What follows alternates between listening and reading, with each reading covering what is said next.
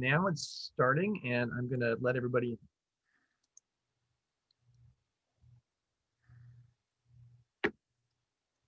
Okay. Hello, everyone. This is Hygiene on the Trail. I am Karen Dillon. I will be teaching this class. I am an ASM with a girls troop and a boys troop, 476 and 582.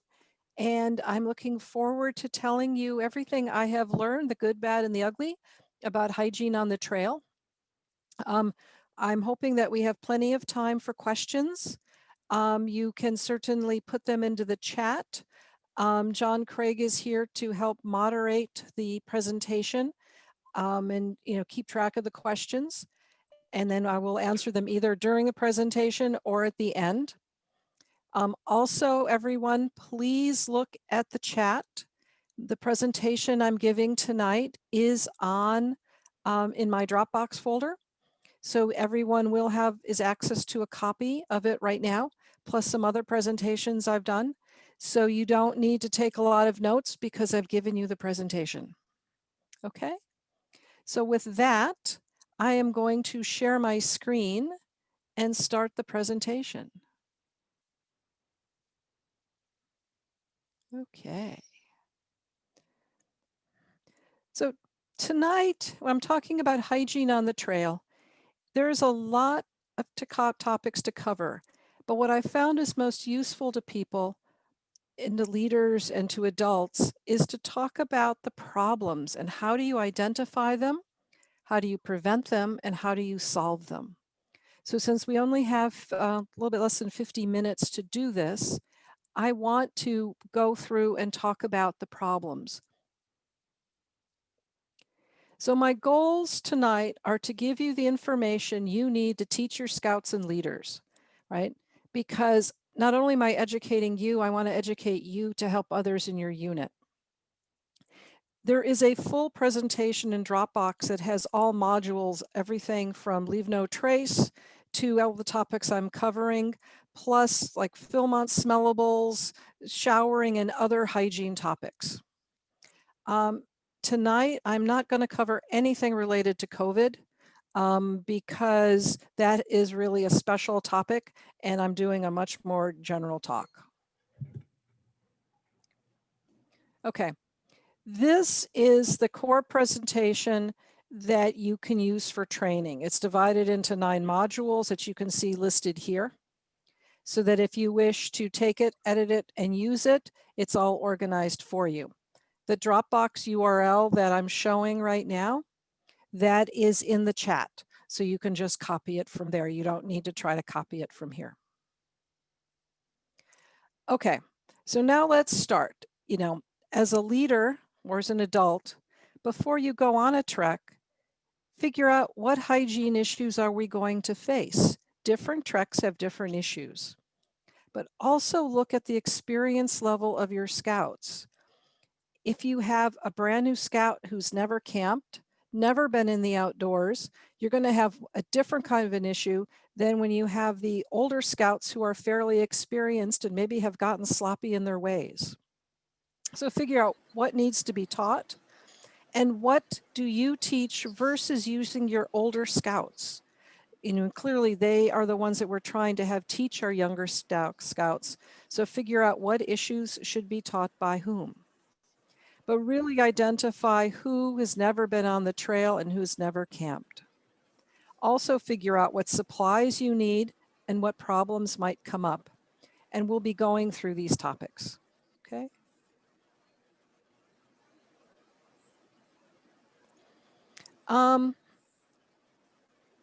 First of all, where are you going? These are the 4 different scenarios that most of our outings are on. I'm going to only focus really on 2. The weekend trail hikes where you're going someplace where there isn't a toilet, there isn't running water, but it's one night, versus the high adventure ones where you're out on the trail like at Philmont or Northern Tier, but you're out there for many days. So hygiene issues tend to accumulate and you get another whole set of problems. Things like your car camping or your resident camp, those are different issues that, I'm listing here for completeness, but we're not going to be covering them tonight.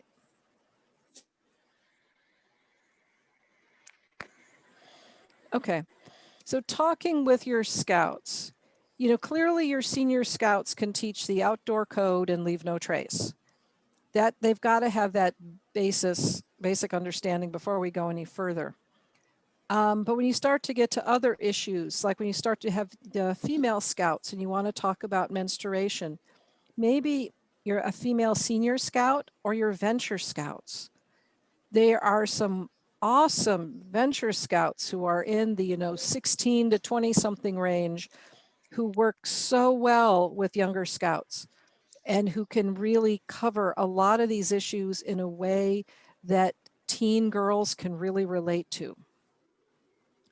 And then determine, who has the firsthand knowledge. If you ask your older scouts to train, but they really haven't had a lot of the experience, it won't be quite as useful as somebody who has been there and done that. The thing about they also want to do is to train your leaders on what problems to look out for. The end of this presentation tonight, I will go through and talk about the kinds of problems I've seen and heard about that leaders need to identify and then help fix. Also, when I started to give these presentations over the last 2 years, there's cultural issues.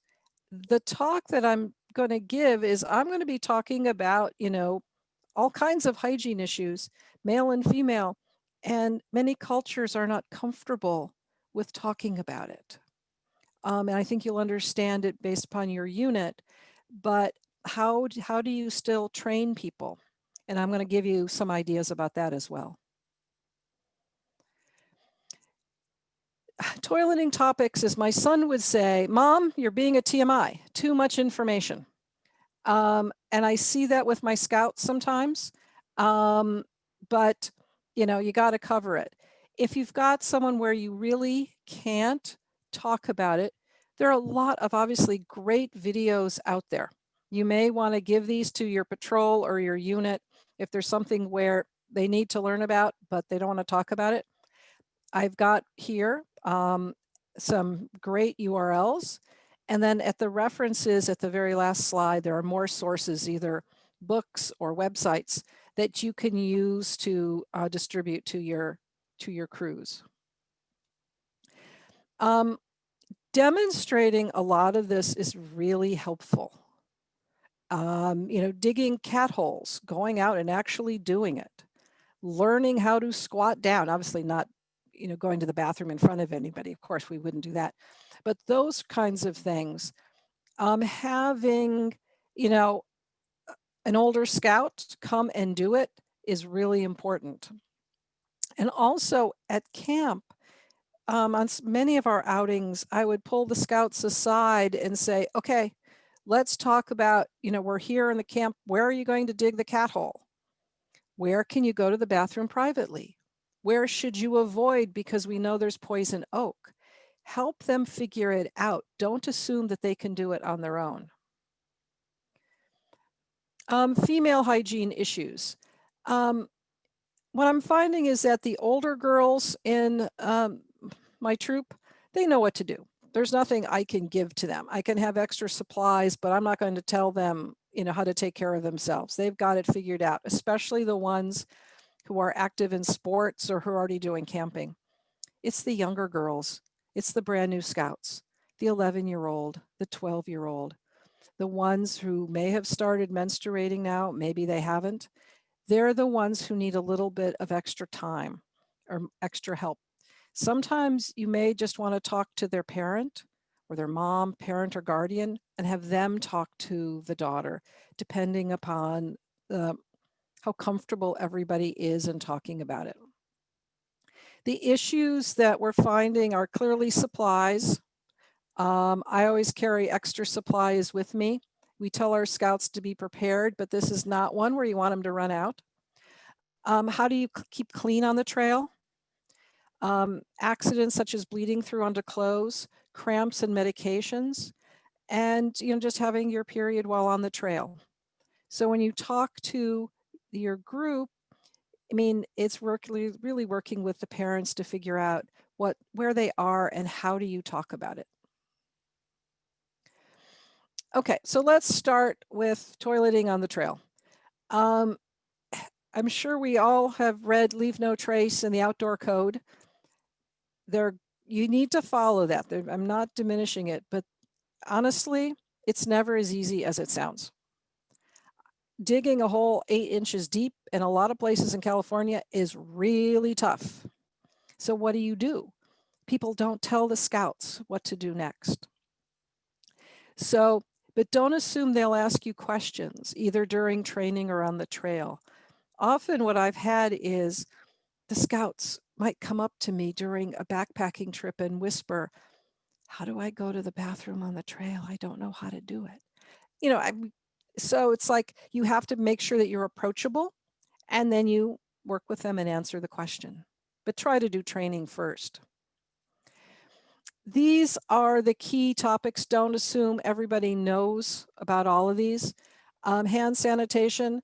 I always make sure we've got many small bottles of hand sanitizer. This is even before COVID, and now we've got so many. I hang them on my backpack when we're sitting around eating lunch. I put them out, you know, in the center where we've put various things. Before COVID, we were passing them around. Toilet paper, you know, we'll get to that in terms of what goes right and wrong. Finding a spot, digging a hole, packing it out, all of those things. You really want to make sure that you've covered every single one of these. What are the Karen? supply? Yes. Oh, so I just wanted to add, there was another link that was added to the chat by Blaine. It says more on pooping in the outdoors by Andrew Secura, famous and well-regarded thru hiker. So he's got a link there for it. Great. Thank you, Blaine. Yes. These are, I mean, there's a lot of good resources. Okay, for supplies, this is my checklist of things that I have with me. And we try to make sure we try to tell each scout that they need to be prepared. We don't ask each scout to typically bring a trowel. They're only like $2 or $3 each and they're lightweight, so scouts can certainly have their own.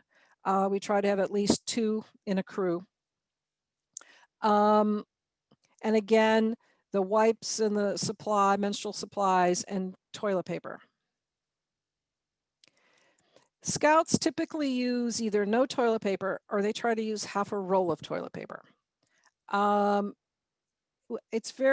We try to do is take some off and put them in Ziploc bags. When they take a whole roll with them off the trail, they either drop it and get it dirty, or they leave it there, or it falls into the cat hole, or all kinds of other gross things. So, having it in, a portion of a roll in a Ziploc bag, and another Ziploc bag with the trowel, and then they take it and off they go. They needs to be fully buried and it cannot be sticking out. That's the one thing you have to emphasize. They tend not to fully bury it, or we have to pack it out. Depending on where you are, you can use leaves, non-poisonous leaves, moss and other things. There's an advantage and a disadvantage. Clearly that is not totally leave no trace by hurting the environment, but it is less than leaving toilet paper. But you just need to make sure that you know what it is that you're doing. Packing it out bags. This is definitely if you're going into many places where you cannot leave anything behind. Small Ziploc bags, especially the snack bags, then you put them into a larger bag. Some people get really grossed out by them. You can find dark bags, brown or black, so you don't have to look at the contents. Some people put duct tape over the outside so they don't have to see it. Typically what I've been doing is the doggy bags. They're the right size, they're easy, put them in a roll, put my materials in them, and then put them into a Ziploc bag, and then nothing shows.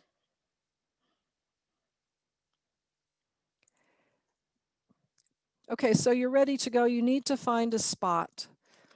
The rules are, 200 feet away, 70 steps from trail and water. But what you got to do is give the scouts some guidelines for that. Those are perfect rules, but sometimes they're going to get lost. They'll keep walking to find the right spot. And then you don't know, are they lost? Do they just need more time in the woods? So we try to make sure they stay within earshot. They don't go any place that is not safe. So if you're on a hill and I'll say to them, okay, let's say we're on a trail and it's straight up on the left and straight down on the right. And I'll say, okay, which way are you going to go? And of course they want to go down first, right? Because that's the easiest. And then I'll say, well, you're going to go down so far, you can't get back up. So we try to encourage them, you go uphill first, and then it's easy to come back. I mean, I've had people go down a hill and then not be able to come back up. At some campgrounds, we walk around and look for places. Where's a good boulder? Where is a good tree? What's private? How do you find it? Find a place where it's not only private, but you're not going to squat down into poison oak. So this is something where, having a little bit of examples really helps. These are the plants, of course, you want to avoid. We all know poison oak there on the left, and we all know thistle, right? Thistle's so obvious because it's so pointy that you're probably not going to touch it. The one in the middle is the devious one. It's deceptive. When it's small, it looks very soft. You think it's fine, but it burns like crazy. So I always point this out to the scouts because numerous people have tried to use that for toilet paper and have had very unpleasant results. Okay. So I've done this for 15 minutes. I just want to have a sanity check here. Am I going too fast or too slow? Do you have questions? Speed's just right for me, thanks. Good for me, thank you. Okay, but if I start going too fast and you want me to slow down, please let me know. Okay, then the scouts will say to me, what's out there? Lions and tigers and bears, oh my. Are there bugs? Are there snakes? Are there bears, right? Their imagination can get away with them. You really need to know what are the critters in your area. I mean, clearly there are certainly rattlesnakes around here and there are places where you don't want to go. But what I tell them is, if you're only going close to the trail, we're making so much noise that most small critters are long gone by now. And yes, there could be bugs. We'll talk about how you can make sure that you don't get the bugs on your clothes. But typically, the danger of not going to the bathroom is greater than the danger of being bit by some small ant or even a tick. So it's typically reassuring them that it is, we pick the right spot, but it is typically safe to go. And if I'll have to go first, I'll say, okay, I'll go and I'll come back and I'll show you that I'm not worried about going. Okay, now where do you urinate? You really want to avoid doing it on living plants if you have a choice. The salt can burn the plants. Peeing on rocks is not a good idea. It splatters all over you. And animals can lick the rocks to get the salt. If you have a choice, I mean, this assumes that you've got a choice. Sometimes you don't. But something soft like pine needles so it won't splatter. And clearly, anything else that is not pure urine needs to be in a cat hole. Okay, a few tips and tricks. If you've been doing this a lot, you'll go, I don't need these. But if you've never done it before and you're 11 years old, a little bit of guidance helps. Don't go into the wind. Don't let it get on your feet. Let it go downhill. give them some ideas as to how to do it so that they're successful. For women, it's really getting the clothes out of the way and squatting down. And when we get to how to squat, we'll talk a little bit more about this. But this is certainly something where some girls are going to need to be given clearly a demo with your pants on, of course, but something where they can feel that they're in control, that they can stay clean, and that they know how to do it. Now let's talk about at night, leaving your tent to go to the bathroom. There are clearly places where, it is totally safe. There are places, by safe, I mean, I'm not talking about people, stranger danger. I am talking more about things like bears, mountain lions, things like that. If you need to go out at night, you really should not go far from your tent. You need to have enough space to keep, good hygiene. But putting on a headlamp, wearing boots, we look around the campground and decide where is a good place to go. And after we go through this, most of them decide that they'll take care of their bathroom duties before they go to bed and not get up at night to do it. I really want to make sure that their buddy, their tent mate knows, so that if a scout goes out at night, they don't get lost. Which is what happens is they go out, they drop their headlamp, and they can't find their way back. So you've also got to reassure them that if that happens, that they should just holler, stand still, right? Hug a tree, stay still, and we will come and get you. And that they should not try to find their way back in the dark with no help. Okay. Defecating, pooping on the trail, you can use the words that are appropriate for your unit. Really, it's digging the hole, doing your business, cleaning yourself, covering it, restoring the ground cover. And if you're doing it in an area where there are many other people, you put a stick in the center to warn others. And definitely use hand sanitizer. Okay, so the trowel. Mine is bright orange, makes it harder for the scouts to lose. So what happens? They lose it, they break it. I mean, what do? You need to give them some ideas. Some of them are resourceful enough, they'll figure it out. You can find a large stick. You can use the heel of your boot. You can use a pointy rock. If you've lost all of your trowels on your hike, you can take a tent stake. Maybe you wrap some duct tape around it to give you a handle.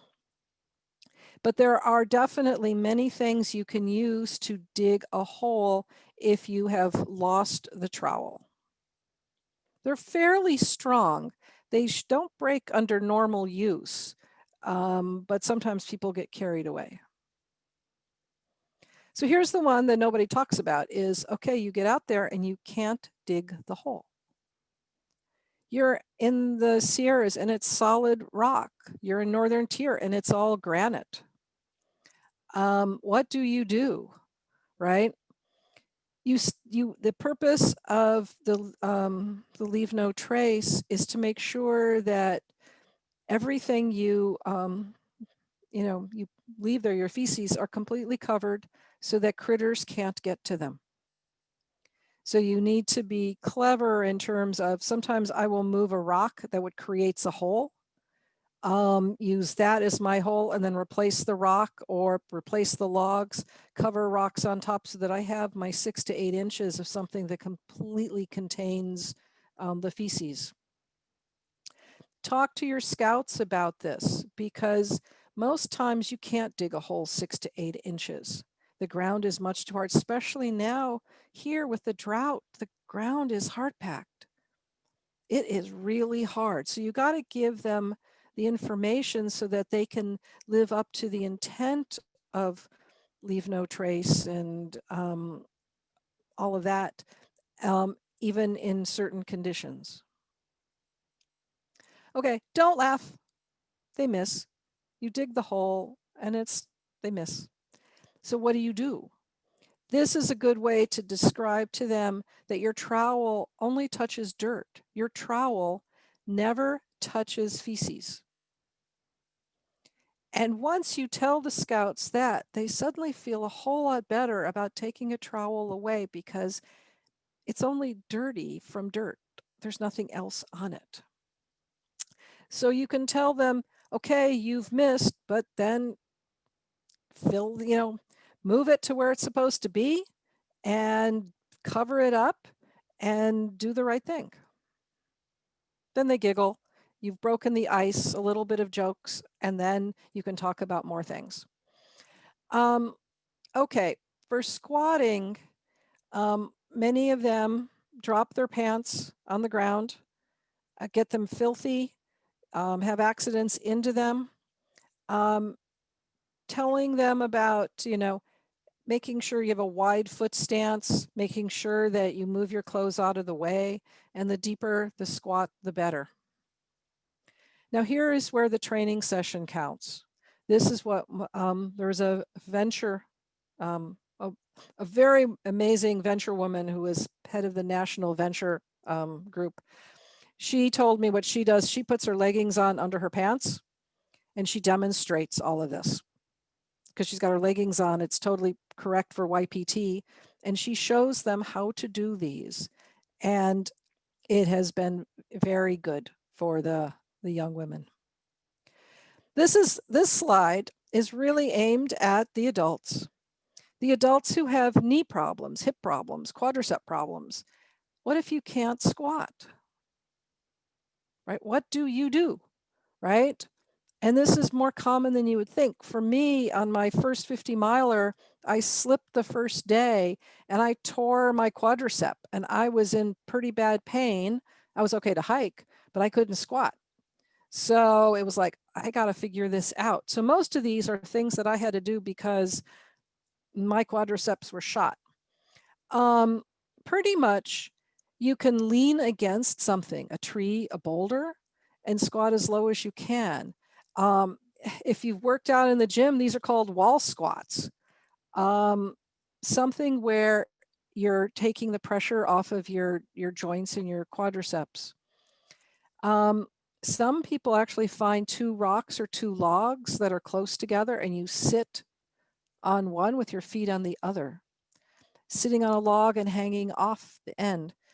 This was what I put in bold here. That same venture leader told me that she had a scout who refused to go to the bathroom on a hike. She just refused. I don't know if it was nerves or what.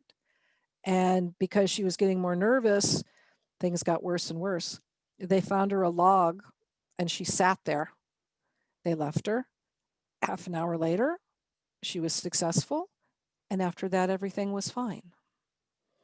So if you have someone who has constipation problems, this is another thing in terms of hanging your back end off of a log. So it's really being creative. The last two items are other ones where you put a strap around a tree in front of you and hold on, put your hiking pole in front of you, just something that, helps you have some balance and takes the load off of your legs. Okay, so in summary, think about where you're going and train everybody before you hit the trail. Bring your supplies. Talk to the scouts about having them be prepared, but you always have some extra, of course. Hold a training session at camp and tell them they can ask you questions later. No question is too dumb. And for some people, for overnight camps, they actually dig their cat holes in advance.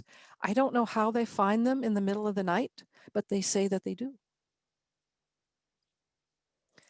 Okay, menstruation on the trail. Again, it's be prepared. We want each scout to bring everything that she needs, all of her preferences, everything for cleaning and storage. But I always bring extras. If they're worried about it, you can get some quick dry underwear. And the first thing to talk about is bears are not attracted to menstrual blood. So they shouldn't worry about if they come on a hike that they're going to attract any predators.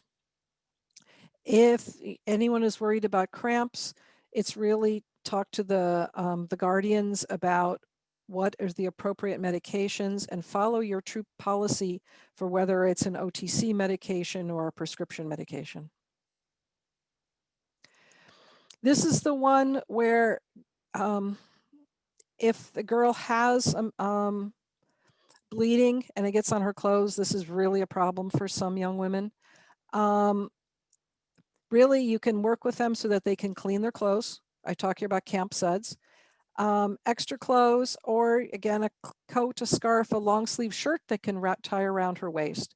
I think the point is to make it like, okay, we can deal with this. It's okay. Life goes on. This is not the end of the world. And I think what I'm seeing is that the older girls will help the younger girls if this happens. Other types here, menstrual cup has been used. This is for the adults. I'm not talking about this for scouts. There are many different kinds of wipes.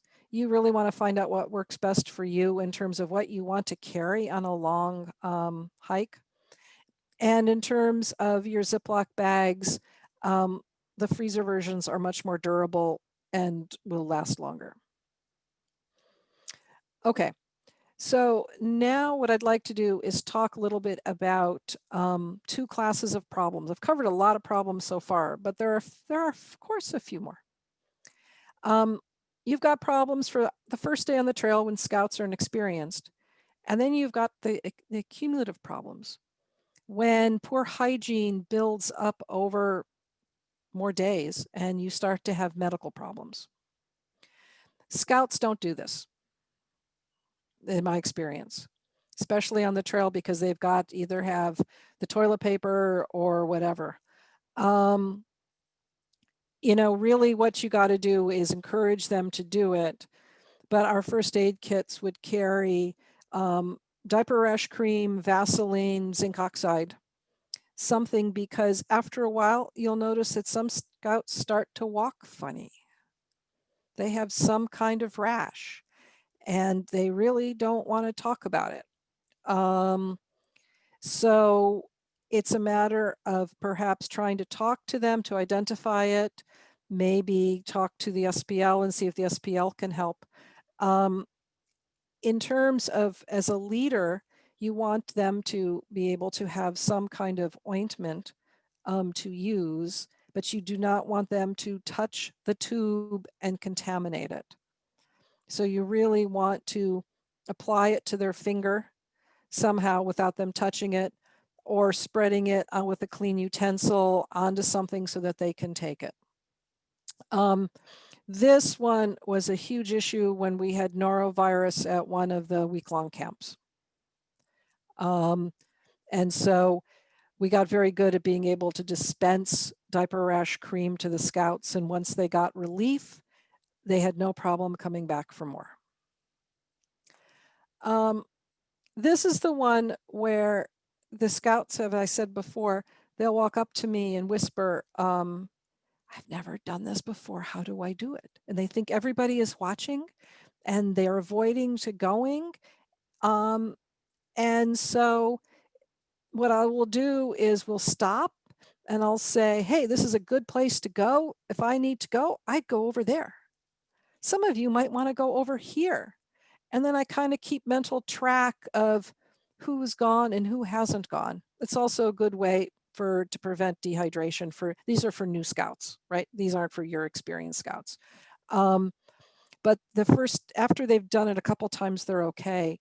But there are a lot of the new ones where they're really scared to do this the first time. Okay, so now you're in a spot, you're hiking along and there isn't a good spot. Meaning the trail is too steep on each side that you really don't want to go there. Or it's so open, there is no privacy. Or you look at it and there is so much poison oak that you're not going to go out. You know, this has happened in the Santa Cruz Mountains. So what do you do? If you really have to do this, we've had everybody turn their back and people go one at a time. You have, lookouts to make sure no one is coming up the trail. You have to balance, you want to make sure that you maintain complete privacy and you follow YPT. But you've got to be creative so that people can go to the bathroom and not do it someplace where it is physically risky for them. And, we've worked it out. And make sure that they don't hold it for too long, because then you have other very severe problems. So here's when you've been keeping track of your scouts and you've got somebody whom hasn't gone to the bathroom. And, it's not just 2 hours, maybe it's 5, maybe it's 6, maybe, who knows, maybe it's all day. I first worry about dehydration more than anything. Have they had water? I mean, that's typically the cause. They ran out of water and didn't tell anybody. They forgot their water bottle. They lost their water bottle. They broke their water bottle. All of those have happened. But if you've identified, they've had enough water, are they avoid going? It's really, you start to have to know your scouts to try to figure out, is their answer indicative of, is it, I'm not doing want to go to the bathroom, or I don't need to? You may need, this point is when I enlist the help of other leaders to say, let's keep an eye on the scout and see what's going on. Offer water, and then if they still can't go, or still don't go, then if you don't have any physical reason as to why they can't, you may need to just find, a nice quiet place and let the scout relax and say, here, you can go. I mean, we're in our campground. We have plenty of time. Maybe, listen to the stream in the distance. Just something to say. If they're nervous about it, give them some time. If that still doesn't work, then you're going to have to probably get medical help. You have to decide when it's something that you can wait it out and when you're going to need to get, do something serious. Okay, the things they don't want to tell you. Constipation is clearly an issue at Philmont when they don't go. We had one scout and a sister crew not go for 7 days. They ended up going to the medical lodge and required major medical care. They may need to go home. Really is checking their water consumption. Most of the meals that we eat do not cause constipation, so it's really typically not the food. But you need to just be able to make sure that you can identify the problem. If they don't know how to go to the bathroom in the woods, hopefully you've done enough training, but you may have to do a review. Rashes we've talked about, and make sure that they're just not going because they've lost everything that they need, their hand sanitizer, their toilet paper, and their trowel. Sometimes they just don't want to tell you. So in summary, teach your scouts to be prepared. Make sure the leaders are prepared with all this extra things. Identify the issues, where you're going. Each camping or each outing is different. Figure out, how do you talk to your scouts about this? The more comfortable they are with you, the better the discussion will be. I've actually found that in my boys' troop, I was the only female ASM for many years. They always came to me to talk about it because I was the mom figure. So it worked out really well.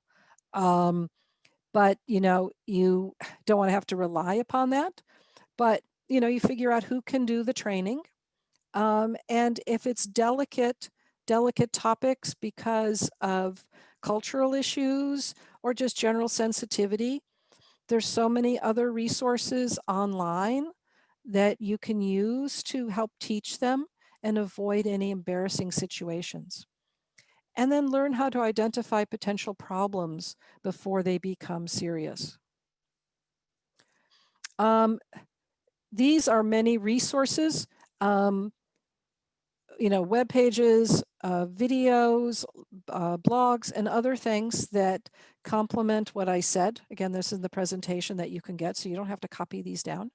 But you can find the ones that work best for your scouts.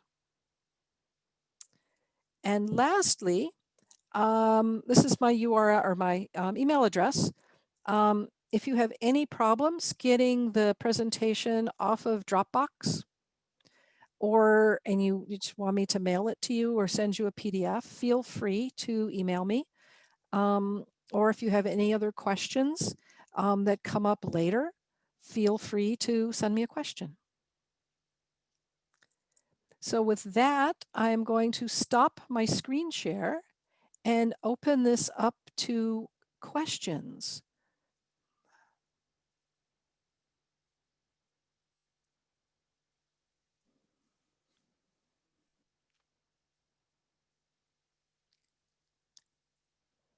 Do we have any questions? Let me look in the chat. Well, I don't have a question, but first of all, thank you. This has been very informative and very helpful. I feel like I can handle the issue for myself, but I haven't yet really had to deal with it for scouts. And so this is a really good idea of what I might have to deal with and how to help prepare them for what they're going to have to deal with. And I really appreciate that.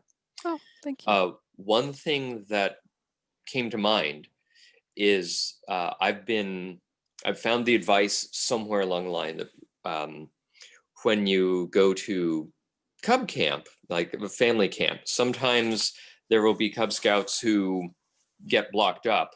And so you can give them like a fiber bar or fiber gummy bears or something. And it seems to me that that might be of help also for our older Scouts. So that might be a bit of equipment, as it were, some supplies that you might want to take along for those who have problems with constipation. Of course, as you mentioned, the best thing to do is prevention, making sure they're getting enough water in the first place. Yes, water and any kind of like dried fruit would also help. But I think the fiber bar is good. We can certainly do that. In the chat, someone has asked about discussing foot care on the trail. I am scheduled to do that tomorrow night at 8 o'clock. You can certainly come to that.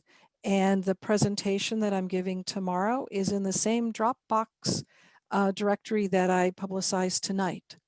So if you can't make it till tomorrow, you can get the presentation.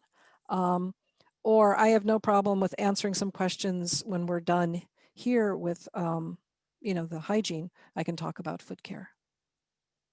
But any other hygiene questions that you might have?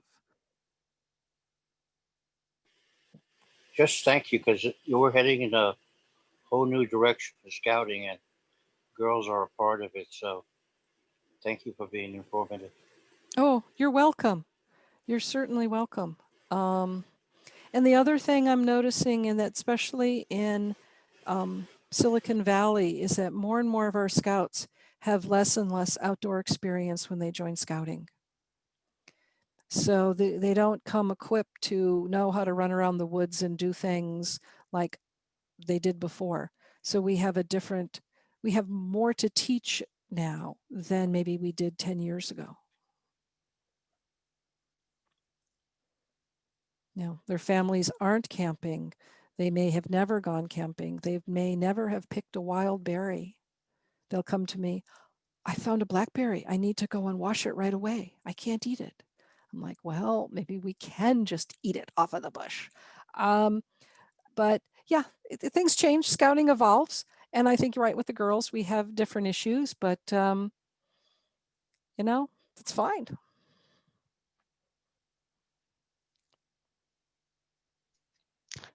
Hey Karen, I have a quick question on the constipation and the water. Yeah. Is there like I remember last year on one of my camp on the summer camp, we had one scout and no one noticed that he wasn't going to the restroom, and we weren't sure if he was drinking water or not. But on day like a Friday night, and then right before we're going home, and he got like a fever and everything. Oh So is there like no. any tips on being, I guess, being more observant, making sure that they're drinking, and then, you know, figuring out if they're going to a restroom and stuff like that? A lot of it depends on the campground. I mean, in terms of how large your crew is and how much you can see what's going on. After a while, you kind of get into patterns and you kind of know who's, at least I would know who's going where and doing what.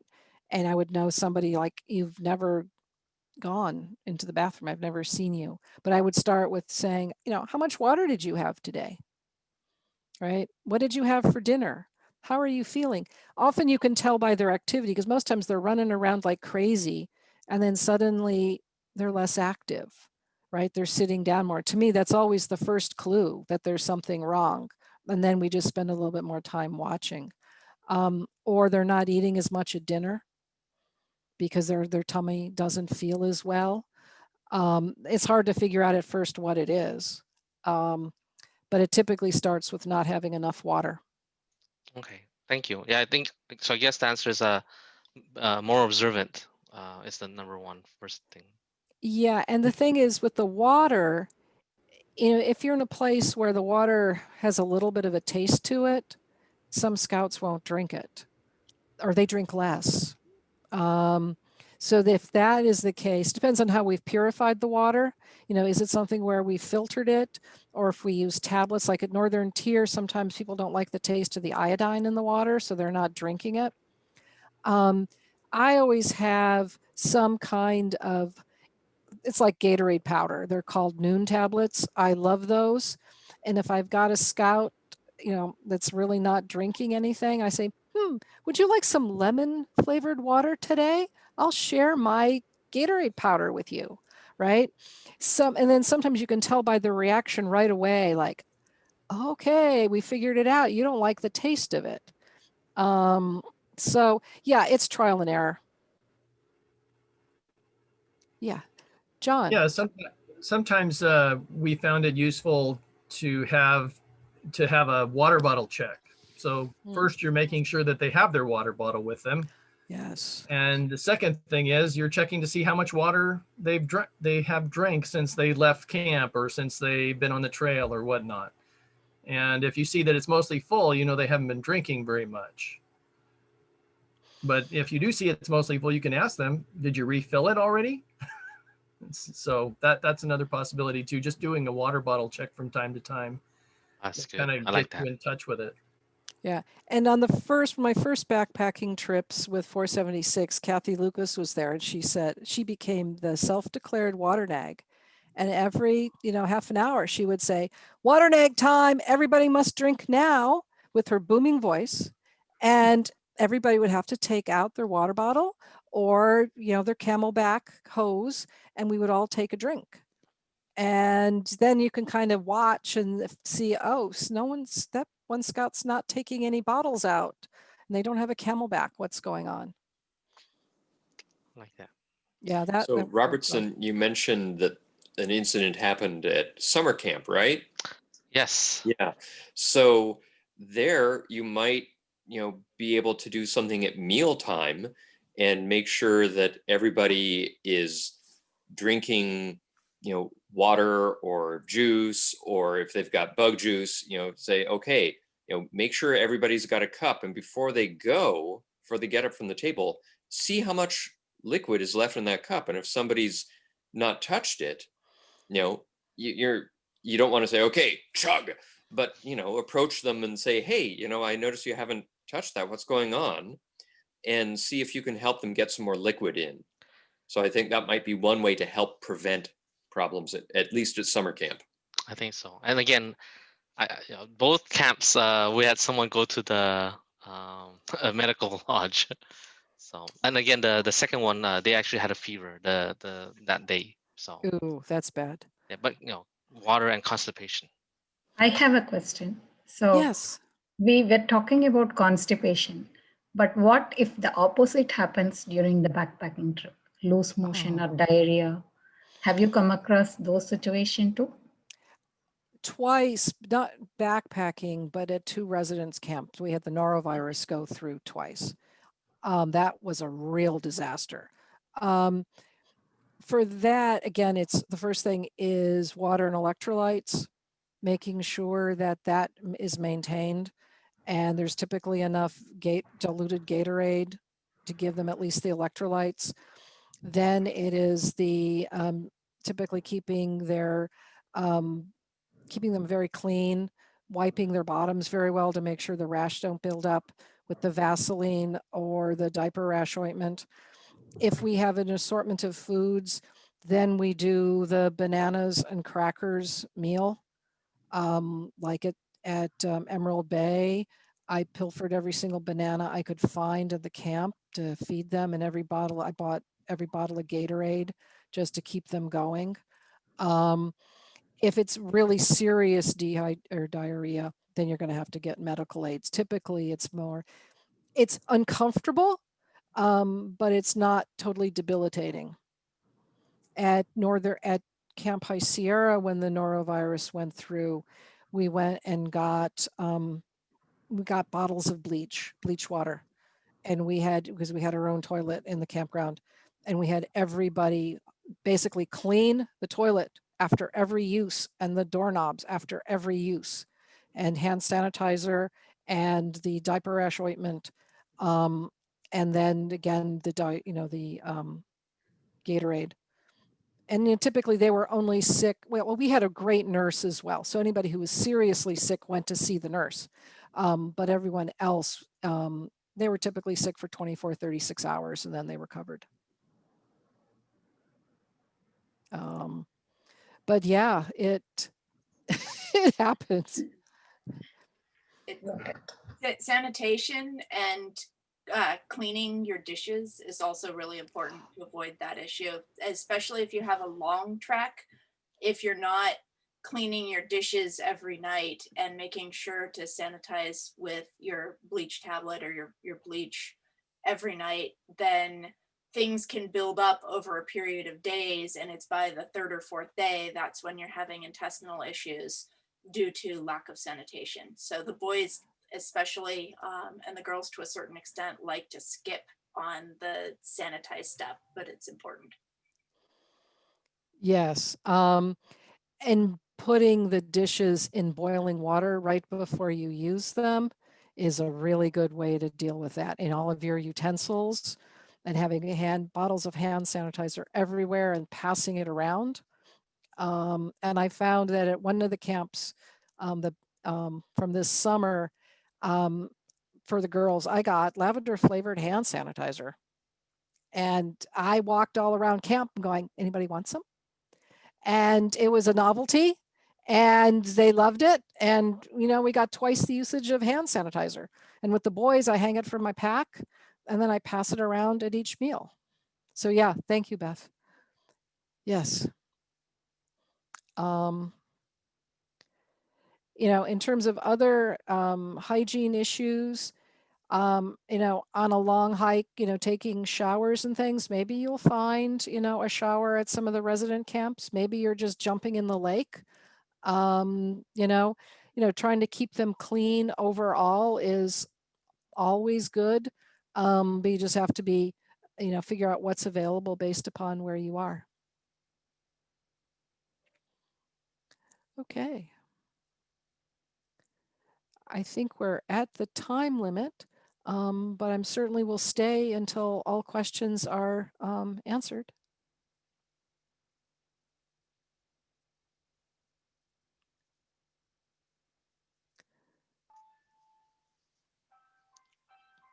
Thanks, Karen. Oh, I do just have one more question. Do I use wipes when I'm on the trail? I certainly do. I use, if I have showers on the trail, I use them, and I use body wipes the rest of the time. Okay. Okay, everybody. Hope you can get the presentation. Send me questions. It's been a pleasure, and I hope to see you all on the trail sometime. Thank you. Thanks a lot, Karen. Thank you. Thank you. Thank you. Really enjoyed it. Learned a lot. Good. Bye now. Okay, So bye. one more thing. One Thank more you. thing before you all leave, we have recorded this, so it will be showing up on the council YouTube site fairly soon. So if you missed something or you want to watch it all over again, which I might be doing, feel free to tune in then. Good looking out, Great. Karen. Great, Thank you. thank Okay. you. You're welcome. You're Thank you. welcome. Have a good night. Bye. Bye. Bye.